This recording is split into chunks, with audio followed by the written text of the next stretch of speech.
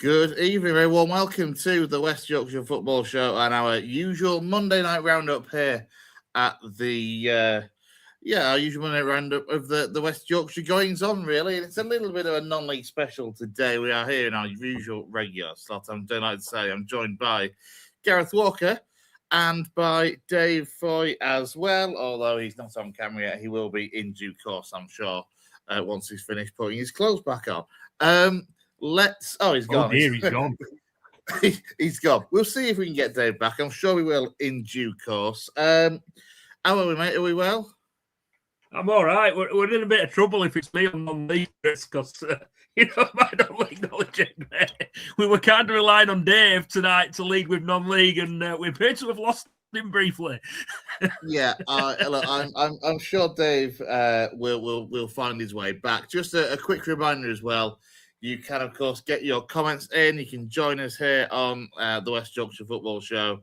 All you need to do is use YouTube comments to get in touch. It's the easiest way to do so. You can also get your comments in through X and through Facebook as well. As mentioned, we are going to take a deeper dive, really, into the non-league scene. Welcome back, Dave Foy, who you really panicked Gaz for a second there, Dave, because for a moment, Gaz was fearing that I had to ask him all about the non-league scene. Do you remember in Wayne's World when Wayne leaves and Gareth's on his own on camera and he just sort of looked, that could have been you. Yeah, I heard you guys talking about glass out welfare before we went live. I'm like, oh shit. Look, if nothing else, Gaz, hopefully tonight can serve as maybe an education and a little bit of help with the non-league pyramid.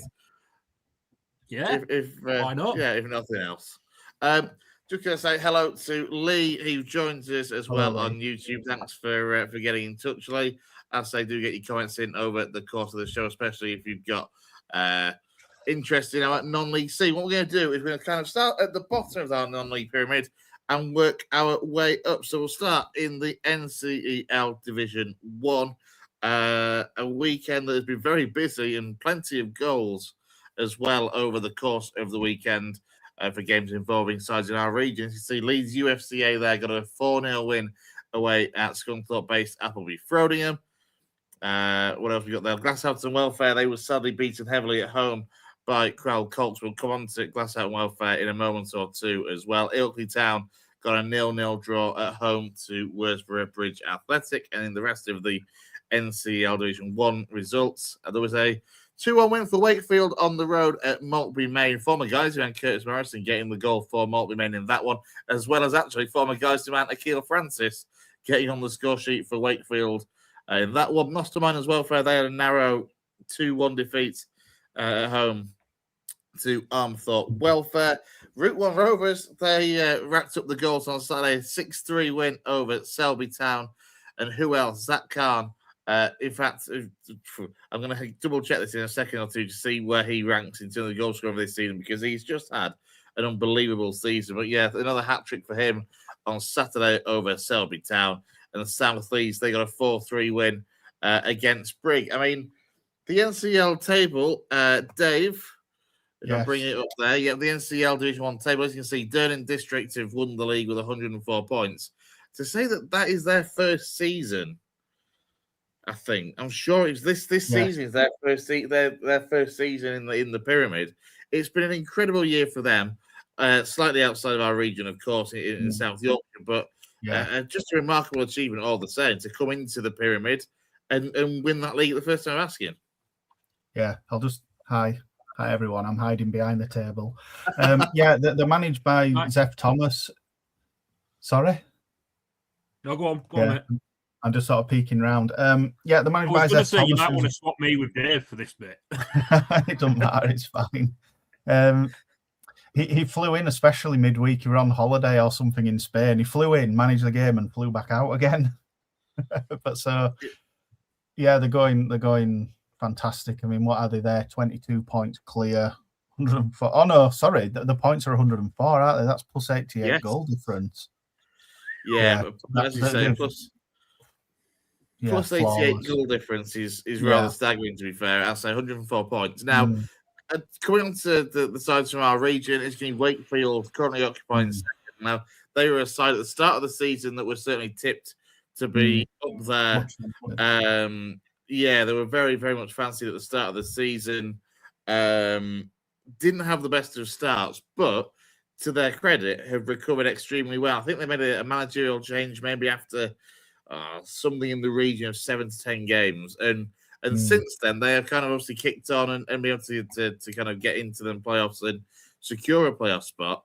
And whatever happens, whoever does end up making those playoff places, you would expect Wakefield to be the heavy favourites for them. I would have thought so, yeah. And I mean, in terms of their off the field, or what I've seen of Wakefield off the field, their socials are it looks like a very, very professional setup. Yeah. I think we may have discussed last week where they play. I'm not just sure where they play now. But yeah, they were. Are they back at Featherstone? They could be. Last time I had anything to do with Wakefield, which was a good few years ago now, they were at Featherstone Rovers, but I'm sure somebody said they play. It may not have actually been on this show. Obviously, when we're going around West Yorkshire clubs now, it may have been somebody from one of our other clubs that informed me of it. They do now play somewhere else, I think. But yeah, sorry, I'm wrong on that. So they were at the back of Featherstone Rovers, and it was cancelled in November. And in November, they moved in with Pontefract Collieries because, of course, Pontefract Collieries at the start of the first couple of months of the season were putting in that new 4G pitch. So yeah, they are ground sharing at Pontefract. Yeah, who were obviously doing quite well in the league above. We'll get on to them. Wakefield's obviously rugby league has quite a stranglehold there. I think Wakefield something now like the biggest city to have never have had a football league team. That was certainly a stat that I heard years and years back, was that Wakefield were the largest city in the country to have not had an EFL side. Whether that's still true or not, with cities expanding and all the populations growing, that sort of thing, I'm not sure, but it wouldn't surprise me if it was. Go on, guys. It was definitely true at one point. I'd like to say, as you two have said, I'd heard the same. Now, whether that's changed over recent years, I don't know, but it was 100% true a few years ago. Yeah, and it wouldn't surprise me. As you say, it's one of those, like, to be fair, as you rightly point out, Dave, like it's very much a rugby league city. It always has been. Yeah. But what you saw with Wakefield, when they were at Bellevue Stadium sharing with Wakefield Trinity in 2023, they were pulling in really good crowds for the 10th tier of English football, the bottom step of the pyramid. They were pulling in 400 to 500 on a very regular basis. I'm not too sure what the crowds have been like, to be fair, since they've ended up moving to Pontefract. I'm hoping they're still doing quite well on that front as well. But, it's one of those things into Wakefield that you can't beat for any club being in the heart of your community. And that's where Wakefield have struggled with the ground shares they've had to have with Featherstone in the past and with Ponte. You'd put the graphic up then, and I can't remember whether they were home or away, but I think the attendance was 178. They were away. So you can't really judge. Yeah, it's tricky because obviously with non-league crowds anyway. If I'm right in thinking as well, I'm just wanting to double check. There is a project. I believe they are looking at building their own stadium. I think this was unveiled a while ago. That they were going to be building like a training facility and a ground on the outskirts of Wakefield. If I'm right in thinking, I'm sure we talked about that on the show within the last 18 months or so. So it'll be interesting to see where things are with that one. As for the rest of the sides across our region, I'd say looking kind of at the bottom and working our way up.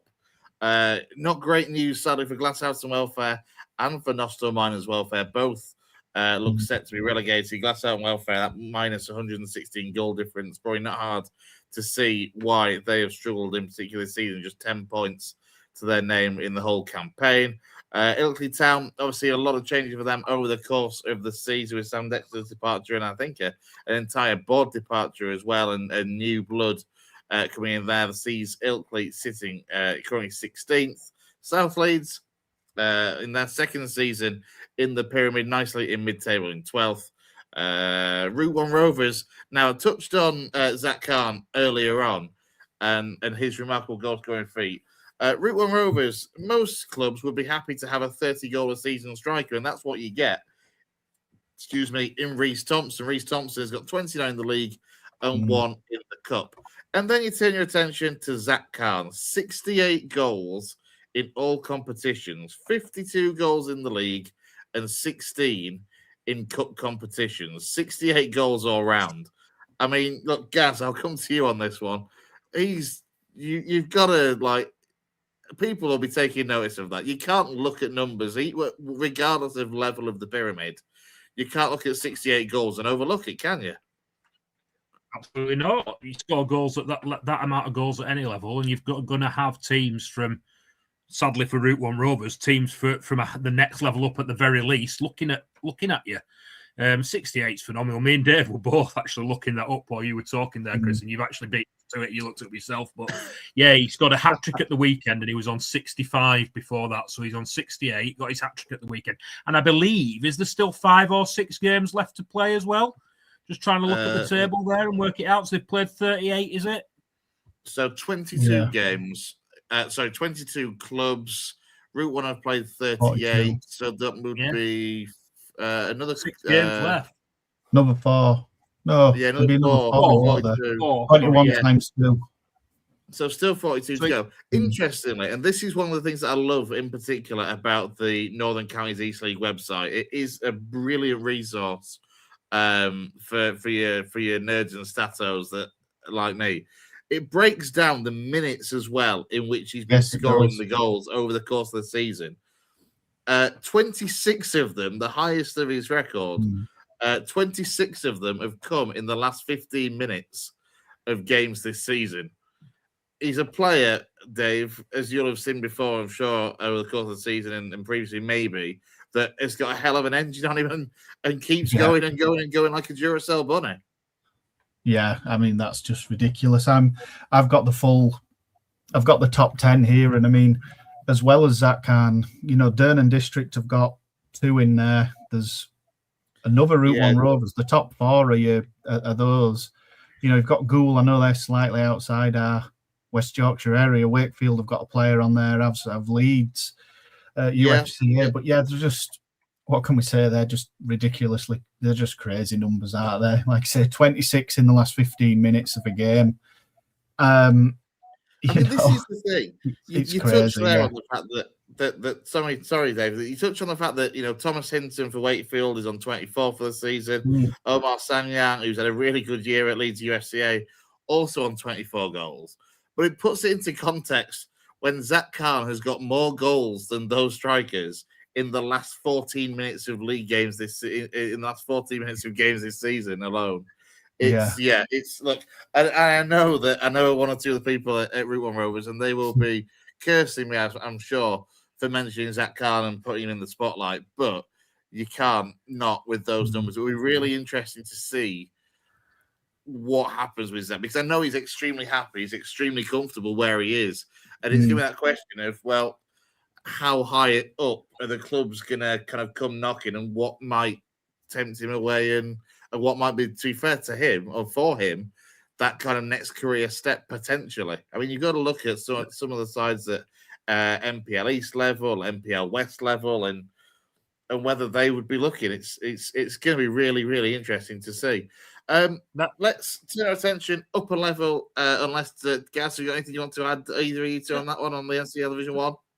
I was just going to say, it obviously, from what you guys have said before, it often comes down to, the playing with the friends and where they're comfortable at in non-league. So whether he sees that as being something he wants to forego to make a step up, or whether he's, as you say, he's really happy there at that level, playing with his mates, scoring lots of goals.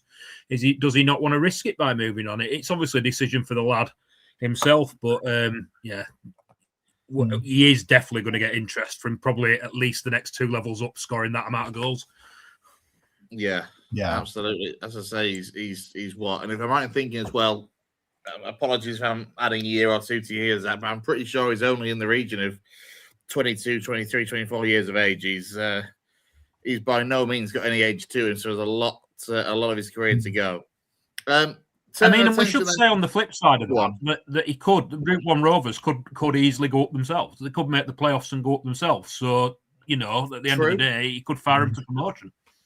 Yeah, it's going to be interesting, that playoff hunt, because as you say, actually, Route 1 Rovers well in there. Leeds UFCA, as they've had a really good first year at this level, are right in there with a couple of games in hand on Brigtown in particular. It does look like it's all about that fifth spot in the division, that fourth and final playoff place, doesn't it?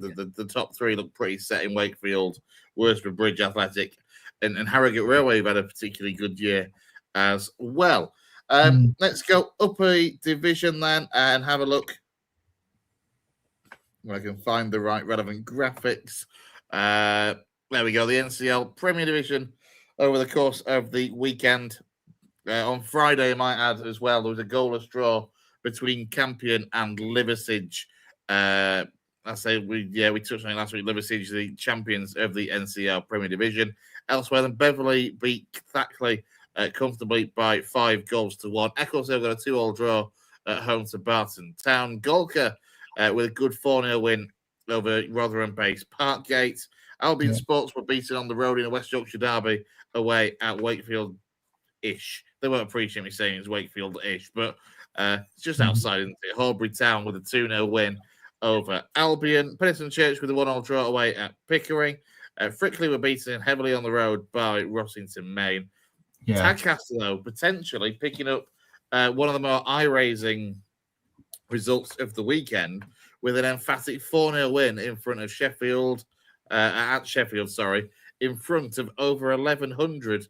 Obviously, we know the likes of Sheffield and Hallam in particular are well supported as kind of the second teams of Sheffield United and Sheffield Wednesday fans. And look, they certainly made the most of that over the weekend. But Tadcaster, what a performance to put on in front of that sort of crowd, Dave. Yeah, and I mean, on the flip side, I take it they've missed a number off. Eccles Hill's attendance was apparently 46. I'd imagine that's 460 something, and they've missed a digit off somewhere. You would hope. You'd hope so, wouldn't you? But I wouldn't necessarily guarantee it. It's been a strange season, I think, for Eccles Hill since making that move to Cooper Park. Explain Keighley, don't they? Yeah. I mean, Tadcaster, I believe, are just in and around. I think they're now in the top 5, so they're trying to cement a playoff place. It's coming, unfortunately, at the expense, it seems, of another one of our clubs that hasn't played that you touched on, Campion. But yeah, they're trying to catch Sheffield up. Obviously, as you see there, 3rd versus 4th, it's moved them up a position, and yeah. The thing is, if the season were to end with those in that position, obviously Sheffield have got a game in hand on Tadcaster, but so Beverley, etc. If those two sides were to end up meeting in the playoffs as well, though, Sheffield versus Tadcaster, what a psychological advantage that result so late in the season would be for Ryan Quarter's side. Yeah, I suppose that's what it's all about now, coming into the closing stage of the season. I mean, Tadcaster only have one more game to play, so they actually are now in the playoffs. I think you'd only play 38 if there's only 20 teams. Are we cutting a team off with his banner? I'm not sure. We're not. No, yes, sure I mean, we're not in this case. Paddy with that result have guaranteed themselves a place in the top 5. Campion are going to need a bit of a miracle. Yeah. I mean, they've got the better goal difference, but Barton Town have to lose. I mean, go on, keep filling that for me a second, whilst I very quickly look to see who they got to play each other. Barton on the final day. This doesn't bode well for Campion, sadly. Campion travelled to Parkgate, but Barton Town, sadly, are at home to bottom of the league, Wombwell, which doesn't. I mean, it's one of those. Unless Wombwell can pull out one of those results that you occasionally see, like relegated sides do when the pressure's off, it doesn't bode well for Campion. But if Campion can go to Parkgate, look, it is what it is. I think Lee Ashford at the game I attended that they drew 2-2 with Rossington. I'll get on to Rossington a bit more soon. He'd almost conceded with that draw that they would have to win every game up until the end of the season. I think Campion did win that weekend. 3-0 somewhere. I can't just remember who it were, but he was like, due to this result now against what at the time was second bottom Rossington Main. Obviously, you can see from that table. I'll get on to them now. Since then, Rossington, I believe, they drew that game against playoff chasing Campion, and they've won twice since. They have been on a real, real upturn in form, haven't they, Rossington Main? Whilst we're kind of looking down at that end of the table, it's squeaky bum time come the weekend for a couple of sides in our region. As you can see, Wombwell and Botsford make up the bottom two as it stands. Thackley and Albion, though, just above. Now, Albion play in midweek for a start. They play on Tuesday night away at Golker, which in itself won't be an easy game at all. Golker at home have been quite strong and obviously looking set for a mid-table finish. As for Thackley, when it comes to the final day, Thackley face Eccleshill United at home, whilst Albion Sports have a home game against Golker. Just on Eccleshill there, Chris. I've just been looking at their attendances, and I think that probably is right, that 46, because their attendances in March in the home games previous to that are listed as 54, 60, and 61. So 46 is probably right, rather than 460. We'll come on to that in a moment, because Ian kind of picked up on that in one of the comments that I'll bring up in a moment or three. As I say, so I hadn't clocked this earlier on, to be fair, when I was kind of going through and getting the screenshots and stuff. But Golker and Albion meet twice in league games. It must have been obviously a postponement from earlier in the season. So it's just fallen that way. It's Golker versus Albion on the 31st on Tuesday night. And then the two sides, like the reverse fixture in the league, is Saturday. I mean, that could... going back to what we were saying earlier about psychological battles, where the hell does that rank? Because whatever the result is on Tuesday night for Albion at Golker, they have to either take a boost from that, dust themselves down and go again, or whatever. Because it will be absolutely massive potentially. Obviously, if they were to win the game on Tuesday night at Golker, they would be themselves safe. So. Yeah, it's going to be very interesting. And as I say, Bradford Derby, or what should be a Bradford Derby between Thackley and Eccleshill, could be a big decider as well at the bottom end of the table. Eccleshill currently in 14th. Again, not mathematically safe, but you would think they should be. They've got a midweek game against... I find Eccleshill travel to bottom of the league Wombwell on Tuesday night, so a chance for them to get a win at Wombwell potentially and see themselves safe too. Yes. yes, they could. What's weird looking at that table is, have you noticed that table? I'm just looking at it now.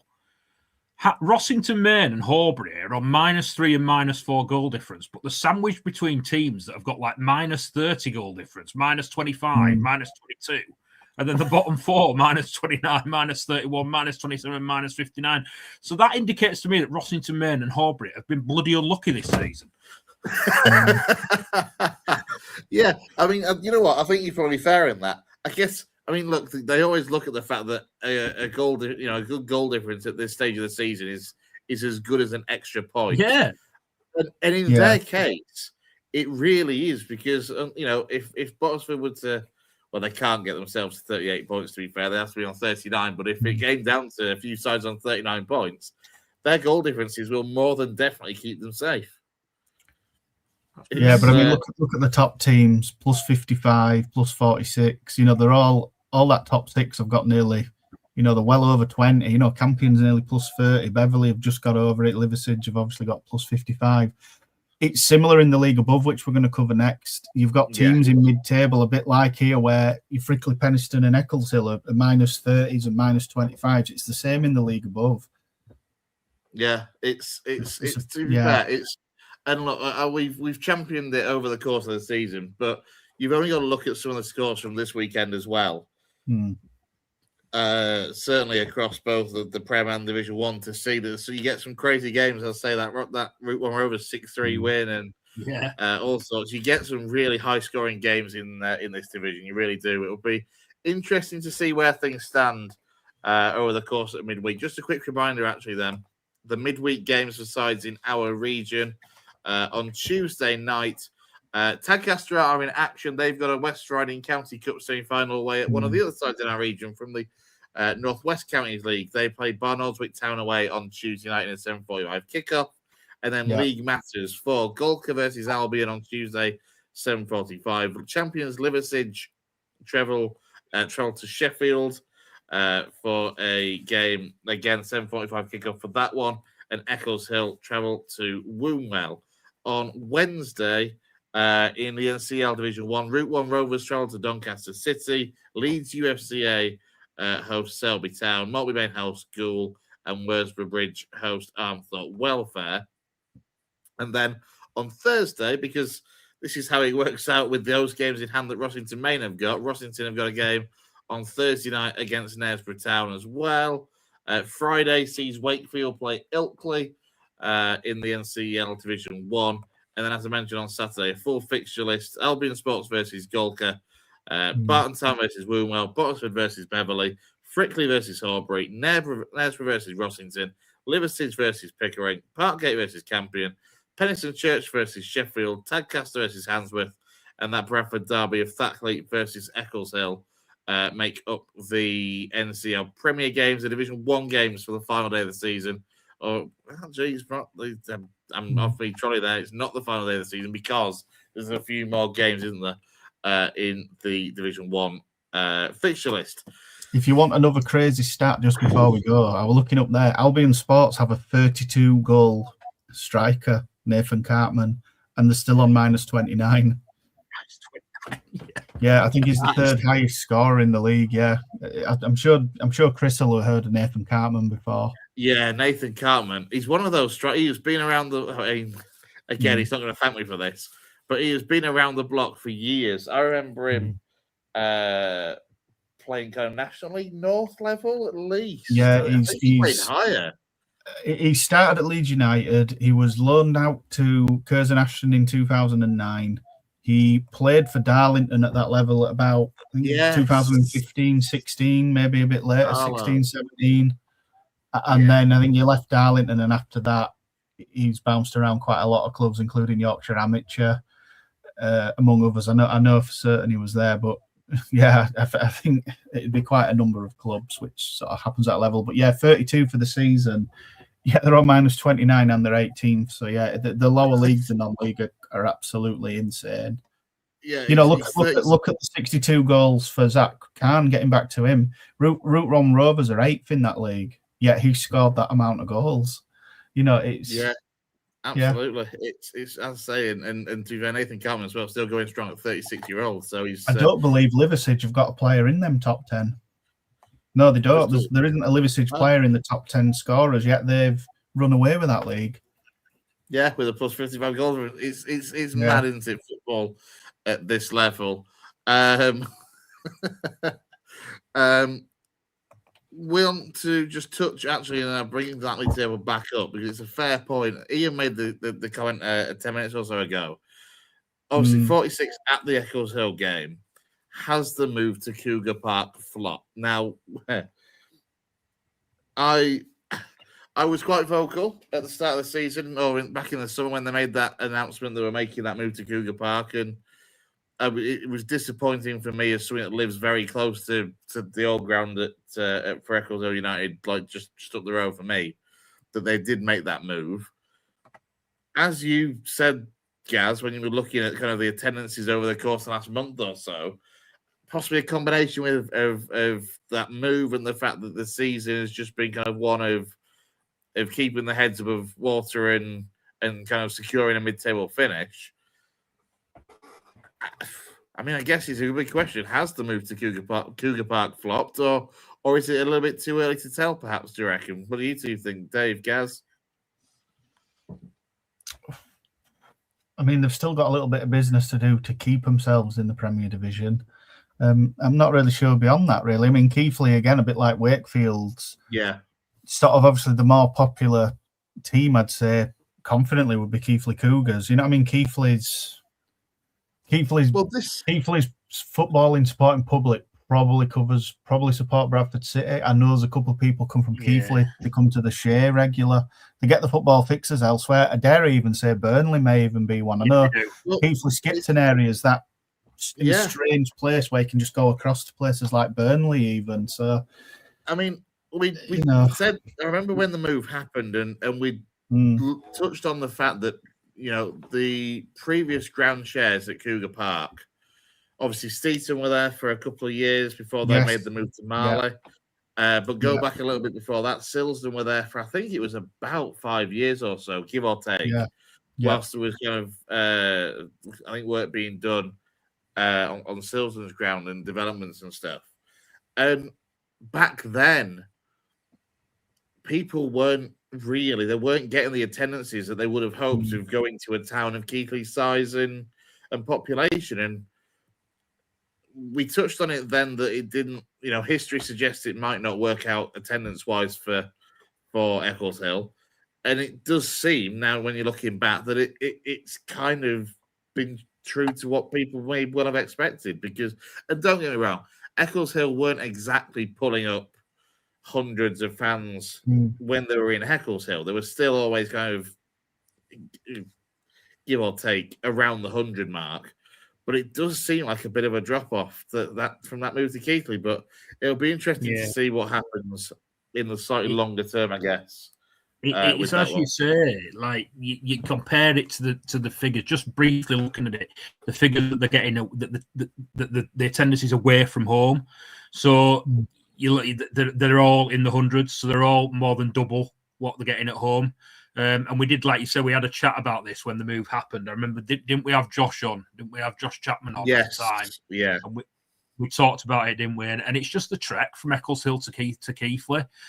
When you've got and then obviously they're not going to get the local supporters because Steeton and Silsden are both far too close to Keighley for them to pick up any more supporters. And as Dave says, like if you're talking about football fans in the Keighley Skipton area, they are obviously you get the split. They're not starved of other teams.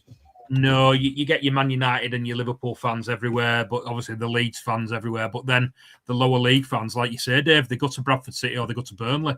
I mean, I grew up in Skipton, and that's it. Skipton, Keighley. I mean, the TNA used to cover Burnley years ago. It did. Telegraph and Argos covered Burnley as well because there is a large proportion of Burnley fans in that area, as well as Bradford City fans. Yeah, right down that kind of Air Valley into Craven and Skipton. As you say, it's that kind of split. And I remember that when I was at school, there was that split at college of kind of Bradford and Burnley fans, to be fair, more than any other clubs in that area. So yeah. Let's turn our attention then, Upper League again, into the Northern Premier League East. Plenty of sides, of course, in our region. If I can pull up the right graphic to start with, it will go through the weekend's results. So for the sides across our region, Brett Park Avenue picked up a 1-0 win over Hallam in front of a bumper crowd of 700, over 750 at the Horsefall for that one. Pontefract got a very good win on the road up in County Durham at Concert, 512 for that one. You can see some really good attendance, I think, overall across the league, of course, for non-league day.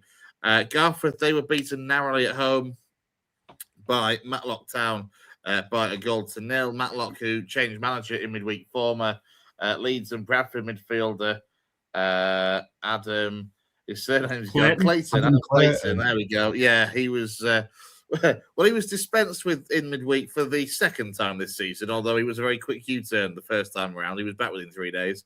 Elsewhere, Emily were beaten on the road by Lincoln United in possibly one of the most surprising results over the weekend. North Ferriby, Brighouse were comfortably beaten on the road. Sadly, bottom of the league, Brighouse 4-0 away at North Ferriby. Ossett were beaten at home by Grimsby Borough. Redcar just continue to rack up the goals. They are promoted as champions with a 5-0 win over Bishop Auckland.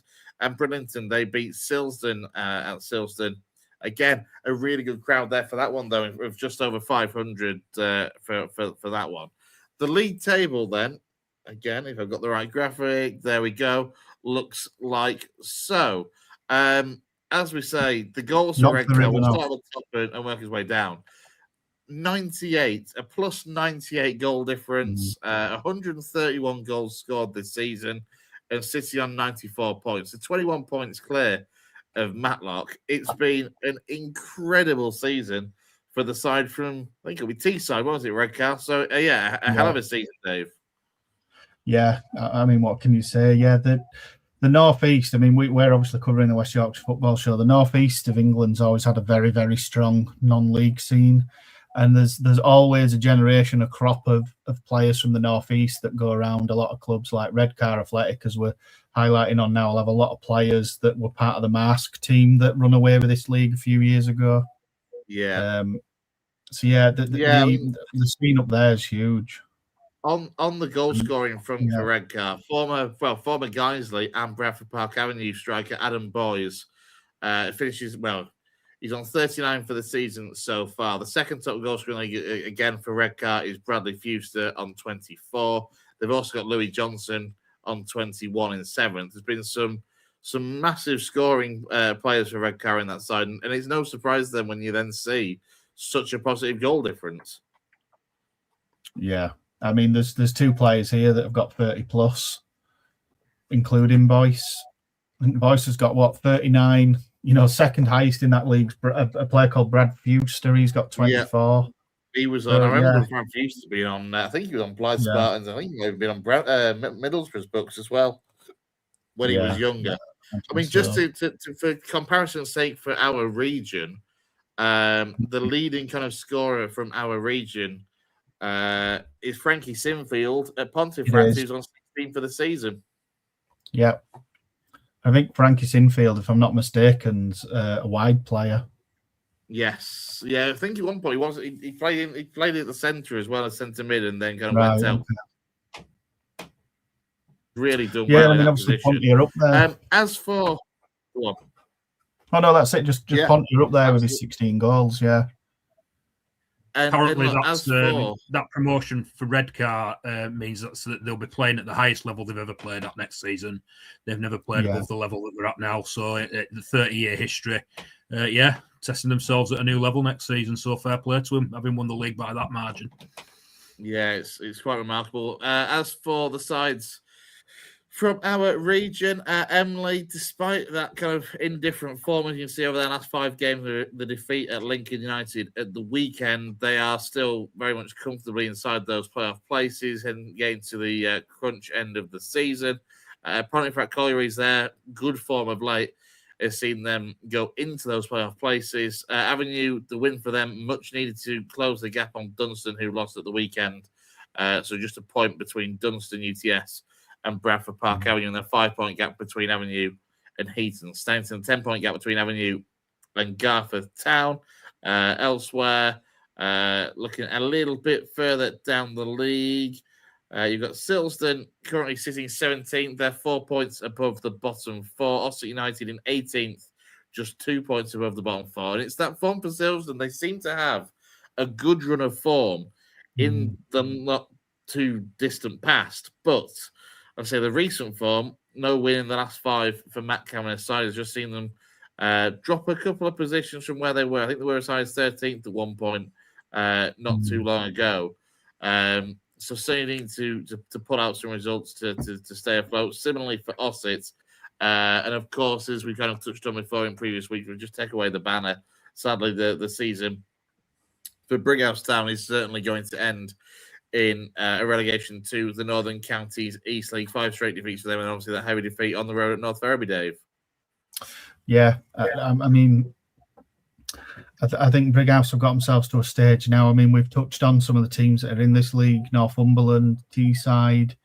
I mean, there is a strong West Yorkshire contingent in here, but it's like the teams that aren't in West Yorkshire, maybe Ferriby and Bridlington apart, are far away, and I think Brighouse, part of it is the travelling.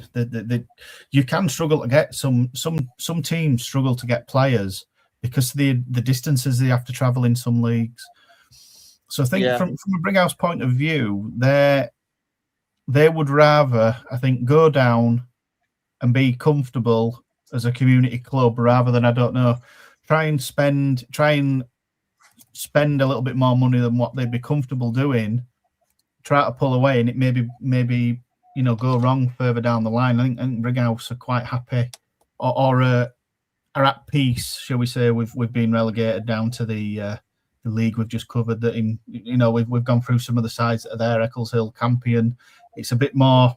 I think the furthest they'd have to travel would be places like Sheffield, North Yorkshire. It's a lot more condensed down there, whereas here, as I've said, Concept's what I think that's possibly County Durham.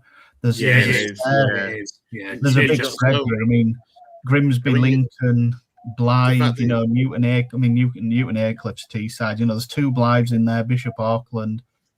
I'm not just sure where Heaton Stannington is. That's another. It's another northeastern West Heaton Stannington. There's so many. We've always said, haven't we, about the NPL East in particular.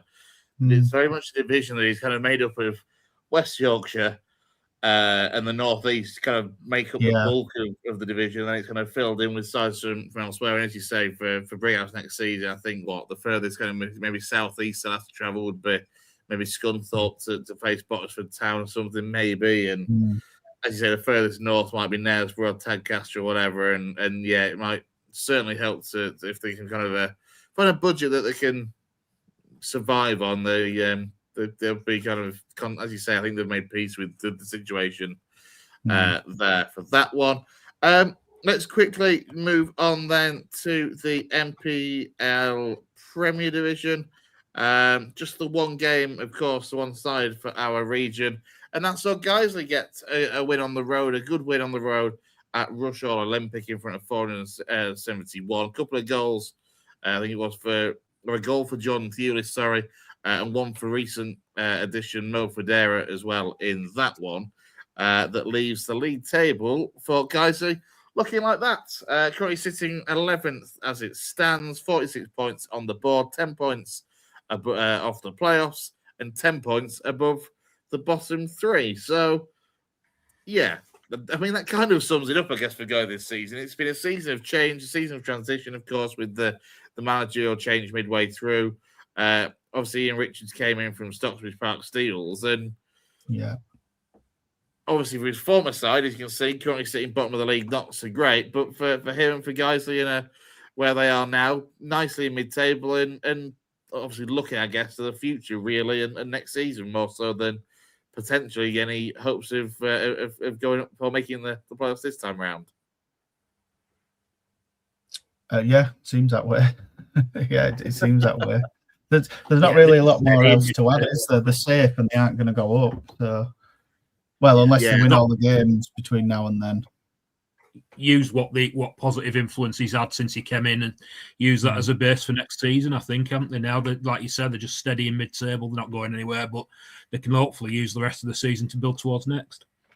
Yeah, I think it's the kind of consistency has been the issue for guys. And obviously, that's kind of what you get for mid-table sides. You look at that last 5 games: draw, loss, win, and the overall record: 13 wins, 7 draws, and 16 defeats. It's just been that bit of inconsistency that's meant they've not been able to trouble those sides in and around the playoff places. I mean, Ian has asked the question regarding kind of George Goodman. As far as I'm aware, he has been catching Gaz. Obviously, he's on loan from Brentford, isn't he, George Goodman?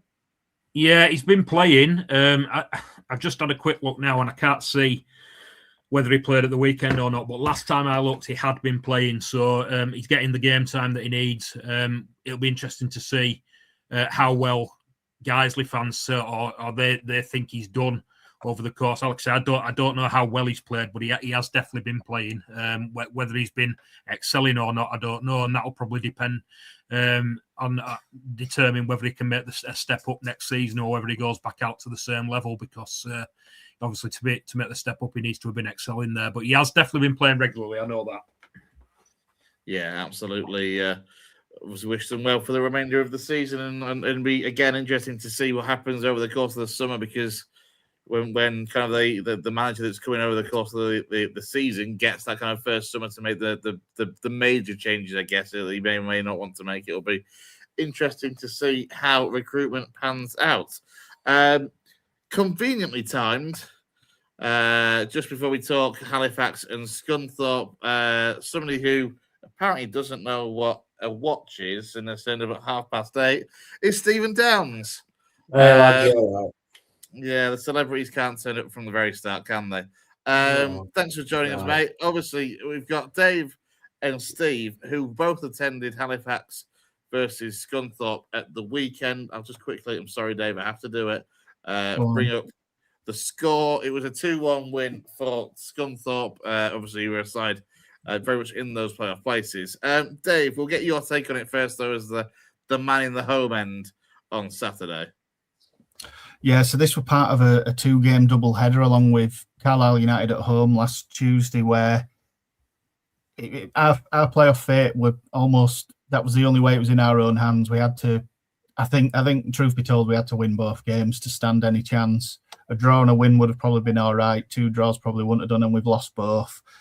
I mean, Adam Lakeland has felt that we've been quite hard done by with 2 separate refereeing decisions in the Carlisle and the Scunthorpe game. He was yellow carded in both, so he will miss this Good Friday's game against Altrincham because he'll have to serve a touchline ban. But do you know what? I wrote it in the match preview for this game, and it's happened again. Do you know what? We just weren't clinical enough in front of goal. We had a few chances. We'll get onto Scunthorpe. We had a chance in the Scunthorpe game, but against Carlisle, to be honest, they were comfortable, and Scunthorpe were comfortable for most of this game. We didn't really trouble them. In both games, we've done the same thing. We've sort of done well to get into the final third, and then we've either just played the wrong ball or we've run out of ideas. The equaliser from Will Harris was a great piece of play. Sean Hobson played a little sort of diagonal ball into the box, and Harris run across his man to nod it in. But other than that, to be honest, we didn't really do very much else. Scunthorpe were a much better side in the second half. I'm sure Downsy will be able to put a bit more meat on these bones. But Scunthorpe had 2 or 3 great chances in the second half. They had a few where Johnson had come out and they just dinked it over him just wide of the post. I think they put one just wide again. For the winning goal, though, Angelo Capello were just fouled. There's no other words for it. It was a foul. It wasn't given. It was on halfway. But then, strangely, the decision that was finally given as a free kick for Scunthorpe, which they scored the winner from, happened inside the box. But it was one of those where the Scunthorpe man's put his leg across Dylan Crowe, and he's always going to catch him. In fact, Crowe were fouled himself. As soon as I saw it, it happened at the opposite end of the field to where I was. I'm behind one goal, it happened at the other. My gut reaction was, this is a free kick to us. So 1, he gave it to Scunthorpe, and 2, looking at the video from behind Scunthorpe's goal, it was also in the box. And I turned to my dad and I just said calmly, I know what's going to happen here. They're going to score. And what do you know? Got swung in, header, goal, and they won. But we haven't lost because of that bad refereeing decision. Scunthorpe were a much better side. And we didn't lose Tuesday. We lost Tuesday. We played better Tuesday. We lost, but we never bothered Carlisle. You know what I mean? They were strong, and they were quite happy just to head away, clear the lines, do what needed to be done. We didn't really lay a glove on Scunthorpe. We had a chance in the first half at 0-0. It fell to Will Harris, 25 for the season. He sort of went through one-on-one with the goalie and then just side-footed it nice and easy for the goalie to save. I'm like, bang it either side of him and it's a goal. And he didn't. And from that point, the pendulum just swung. I mean, Scunthorpe's goal, a rare mistake between Will Smith, should I say, and Sam Johnson. He left it. The back pass was short. There wasn't very much. Again, my gut reaction with Johnson, come out, kick the ball, clear it, and clear the fucking man as well. Because you've cleared the ball, clear both. Clear the ball. If he's still coming through, come through with the arm or come through with your body. There's fuck all he can do because you've cleared the ball. Can't be a penalty. The ball's gone. You've cleared the ball and you've protected yourself. That's it. But no, he managed to nip in round Johnson. Thank you very much. But straight away, I was like, why don't you just fucking clear the ball? Clear the ball and then just clear the man after. There's nothing he can do. Once he clears it, the momentum takes him forward. He can't do anything else. He's going to clatter the man, but he's got the ball. He's cleared it. It's up the field. Well, as Gaz can testify, David had been really calm and happy up until this point of the show. And he's dropped 3 F-bombs in about the space of 90 seconds. I knew it was coming as well because And I knew it were coming because he put something in group chat on Saturday after the game. He said something about referee. So I knew he were going to say something about it. But yeah, he had been calm on Sunday. It wasn't. Do you know what I mean? We've almost been his own worst enemy. We've gifted them the first, and the second one we gifted to them. But as I said, Scunthorpe were just the better team. They had 2 chances before they went 2-1 up that were just wide of the post. The momentum we're building in Scunthorpe's favour. We had a little bit in the second half. We had a 5 or 10 minute period where we were a bit better, but again, we didn't carve a decent chance from it. We brought Capello on from the bench, who's been injured, and you could tell he was rusty. I felt we should have brought Owen Bray on earlier rather than Florent Hottie. I think we should have done those subs the other way around and give Florent Hottie maybe the last 10 minutes and Owen Bray more of the game. Possibly Adam Lakeland's chose to focus on the 2 refereeing decisions in these 2 games, which is fair enough. They were both pretty bad. But we haven't lost those games because of that. We've lost that game because Carlisle were a better team, they're third, and Scunthorpe were the better team on Saturday. It hasn't helped, but we haven't lost because of those decisions. I guess the thing is, though, by the sounds of it, that it is that moment, certainly for Scunthorpe second, that's the killer, because you can... You know, if that doesn't happen, Town potentially could have continued to not necessarily be at the best, but at least come away with a point, I guess, is the main thing. Dan, so you haven't obviously switched allegiances. I mean, times at Huddersfield are pretty crap, but they're not that bad that you've jumped ship to become a Scunthorpe United fan. But one of your best mates, of course, is, and obviously with it being non-league day and no Huddersfield game, you went along for the fun of it in the away end with the Scunthorpe fans. Kind of what was their take on it briefly, just to kind of get that balanced view with less F-bombs than Dave, please. Yeah, well, I don't know if the F-bombs are from Davies because I've just turned up, but yeah, I think I think from my point of view, listen, it was I've really been to Halifax really for sort of day out and to the match, but it's a really fun day out. We went into Halifax before the game, had a couple of beers, some really nice bars and stuff around Halifax. So, you know, if people do want to go for a decent non-league day out, get yourself along to Halifax. As the game, I think Dave's pretty much summed up it pretty well, to be honest. I mean, I was very surprised that when the lad went on one in the first half for Halifax that he didn't finish, because I expected it to be a goal, to be honest. And I agree with Dave. He didn't smash it either side of him, which he should have done. I think for the opening goal, I didn't see a lot wrong with it, but it was down sort of the other end to where I was. So I can't really give you a decent description of that. I mean, if Dave's saying what's right, which it was at his end where he was, so, you know, what happened probably happened. I think for the winner, you know, it was in the box, and I've watched it on the highlights. I mean, we weren't sure because where we were sat in the away end, so we were like the opposite side to where we were, but we instantly thought it was in the area. So we were surprised it didn't give a penalty. May I add, though, Halifax should have definitely been given a penalty about 10 minutes before that, with a definite push on one of their lads in the box. I mean, how that wasn't given, I don't know. And then in the run-up to Scunny's winner, they should have had a definite free kick because he got chopped down. The lad Halifax's lad intercepted the ball. He got chopped down. Some of the players even stopped because they thought it was just going to be instantly a free kick. The play continued, Scunny broke, and there in end, obviously, as Dave said, it should have been a penalty, but it ended up being a free kick. I think the ball was swung in. Scunny lad got his head to it, but the way that he headed the ball, it kind of then hit a couple of Halifax players, and it kind of over momentum of all, like, I don't know, the map being 13 lads in there, 14 lads. It kind of just, the momentum took them all into the goal. So I think the ball was probably hard to clear once the Scunny lad got his head on it. But yeah, I wouldn't say Scunny was as dominant as what Dave's making out. I think Halifax did have bright spells. I mean, Haim, is it Dave? Thought he was really good. Yeah, it's Josh Hamami, yeah. Hamani, sorry. I thought he was Halifax's best player, to be honest. on the day. That's just my view. I think Scunny had a couple of good performers. I mean, their number 10, Roberts, he definitely could play at a higher level for me. He was and apparently that was one of his worst performances of the season. But to me, it was even I've heard of it. I saw him on Wednesday night.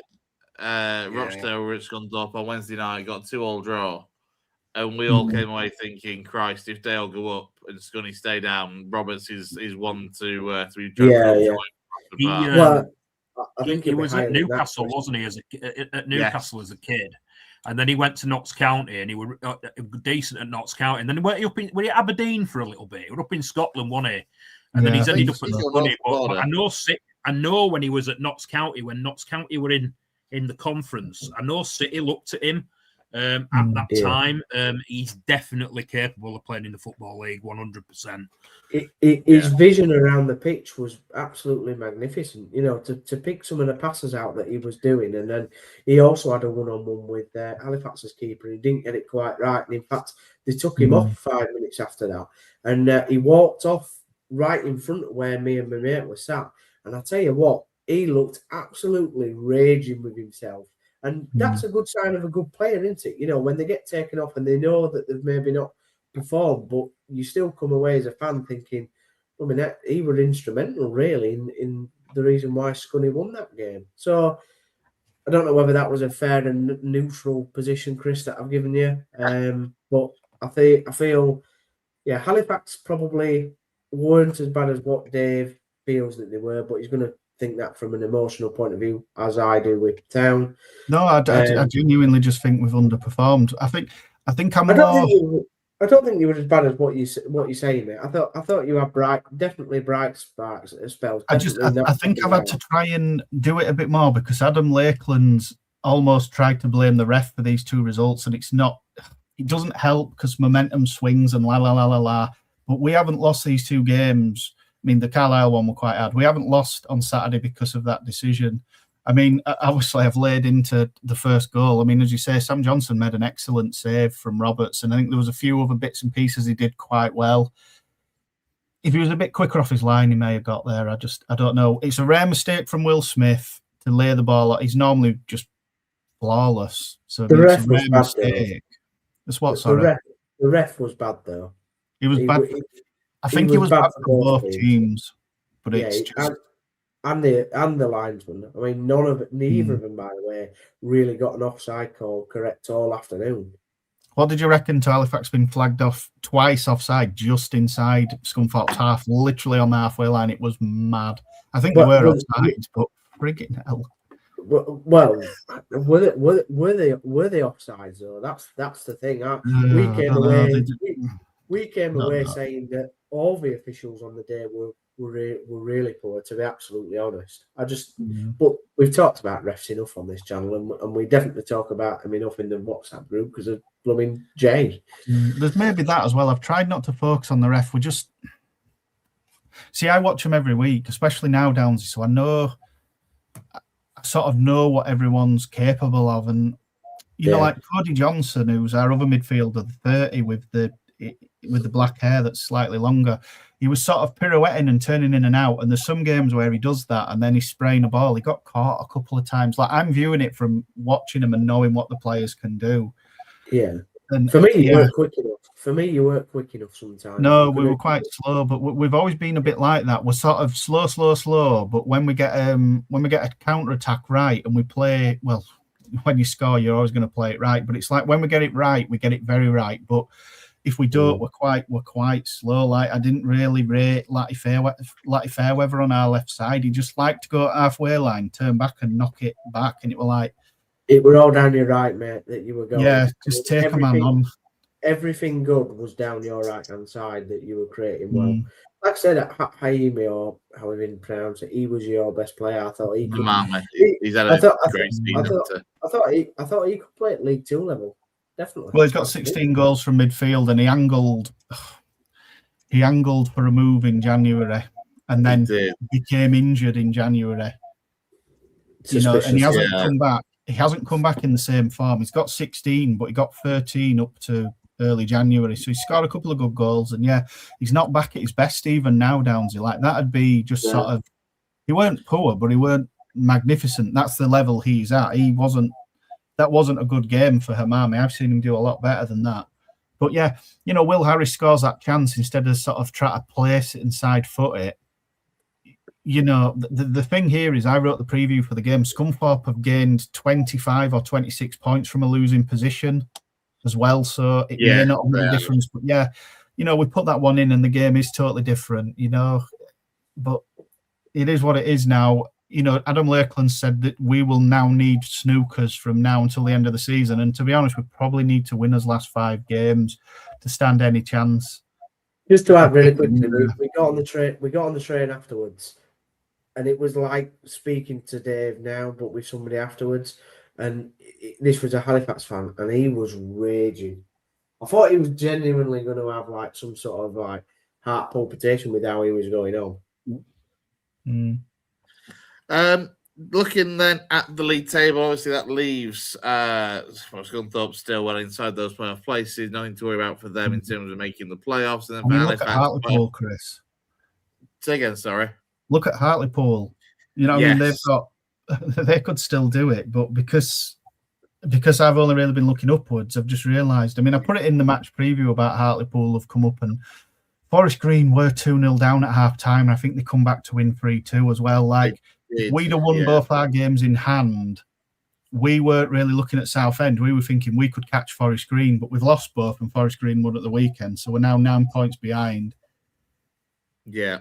With an inverted commas, blown it over these last 2 games, but if we finish like we're going to do within those top 9 to 10 places, that's a successful season. I'm glad you said that, because I was just about to say kind of, you know, if you get to the end of the season, you're kind of in that 9th, 10th sort of area. How would you kind of see the season? And you've summed it up nice and briefly there for me. It's still being a successful season. So we'll touch on that in further detail a little bit closer to the end of the season. Just want to touch on a couple of EFL matters. Obviously, there was none of our sides in action over the course of the weekend. There were some League One games, League One scores from the weekend. Blackpool 1, Burton Albion 0. In fact, let me just bring the table up before I read those out. So, scores from the weekend. Blackpool 1, Burton Albion 0. Exeter 0, Leyton Orient 0. Reading 3, Wigan Athletic 0. Stockport 3, Wimbledon 0. And Wycombe 4, Port Vale 0. So big wins for Wycombe, Stockport and Reading. Obviously sides in and around those playoff places, all 3 of them. I mean, Gaz, that we'll kind of come to you briefly to start with. Obviously for City, not in action over the course of the weekend. But obviously that win for Stockport just brings them a little bit closer with having a game in hand on you. Yeah, Stockport can go above us now. Obviously, like you said, just seeing them, Reading and Wycombe all win probably wasn't what we wanted, sitting in front of the box on Saturday afternoon. City are going to have to do it themselves, though, because as I talked about on the pod last week, our games look tough. We got Northampton at home on Friday, but our remaining home games after that, Plymouth, Bolton, and we've got another one, I can't remember who it is, but there's another home game. They all look tough to our home games. And then we've got Barnsley, Exeter, Wycombe away. So our games are really tough between now and the end of the season. And our away form's going to have to improve if we're going to cement a place in that top 6, because we can't constantly rely on our home form to do it. If the home form's going to crack eventually, we're going to have to win on Friday, because obviously Northampton bottom of the league, and the games after that is Stevenage, our other home game. Our home games are Stevenage, Plymouth and Bolton. So it looks tough for City, and we're going to have to do it ourselves. We can't rely on other teams, because this is the time in the season when teams start to string results together. We've seen Plymouth coming up on the rails for a while, Wycombe and Stevenage there as well, Stevenage with games in hand, so it's going to be tough. Yeah, absolutely. Steve, as for Town, obviously, I mean, with those results over the course of the weekend, down in 10th, but we said last week after the weekend game last week that the playoffs was certainly going to look like a somewhat bigger ask than it had looked at one stage. I guess for Town, the main talking point, of course, in the last week or so is Liam Manning leaving on compassionate leave. The side being taken by John Stead and Martin Drury. Obviously, for Liam Manning, who lost his son in 2024 at a birth, it understandably will have an impact on a person as a human being. And obviously, he's tried to kind of maintain a position in the game. Obviously, he was at Bristol City when that happened, and he was away on leave for a while. He came back. He did really well on a footballing side of things. But obviously, didn't go quite so well for him in Norwich. He's made this move to town and come up north. And by all accounts, from what I've been seeing, that he's been kind of spending a lot of his time since taking the town to have living up north alone.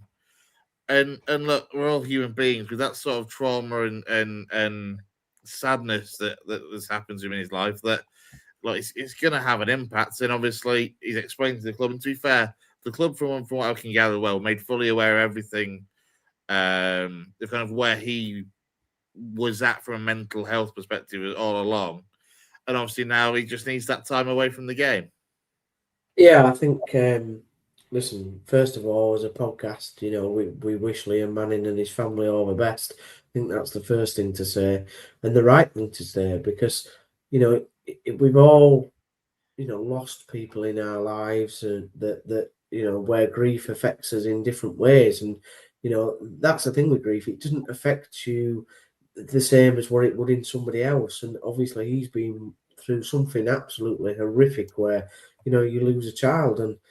And I think he's been really brave, to be honest, in a world where we go, lads, particularly lads, and I'm talking about, charities such as Andy's Man Club, and there's others out there, they're getting more prevalent in how men should talk about their mental health and what demons they have and what trauma they've been through. And I think Manning's obviously been really brave and honest about where he is as a human being. And listen, the club have obviously come to a decision with him. That's the best for him and his family.